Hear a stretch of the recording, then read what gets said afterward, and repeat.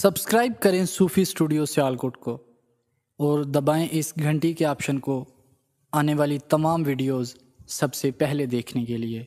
समंदर के किनारे एक दरख्त था जिस पे चिड़िया का घोंसला था। एक दिन तेज़ हवा चली तो चिड़िया का बच्चा समंदर में गिर गया।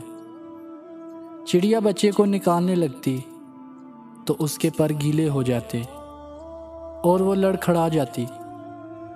उसने समंदर से कहा, अपनी लहर से मेरा बच्चा बाहर फेंक दो, मगर समंदर ना माना। चिड़िया बोली, देख, मैं तेरा सारा पानी पी जाऊंगी, तुझे रेगिस्तान बना दूंगी। समंदर अपने गुरूर में गरजा कि ऐ चिड़िया, मैं चाहूँ तो सारी दुनिया को गर्क कर दूं, तो तू मेरा क्या बिगाड़ सकती है। चिड़िया ने ये सुना तो बोली, चल फिर खुश्क होने को तैयार हो जा।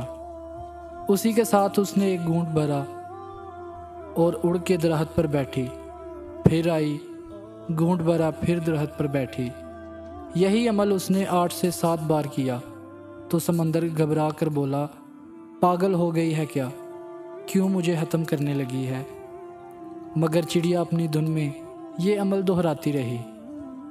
अभी सिर्फ 22-25 बार ही हुआ कि समुंदर एक ज़ोर की लहर मारी और चिड़िया के बच्चे को बाहर फेंक दिया।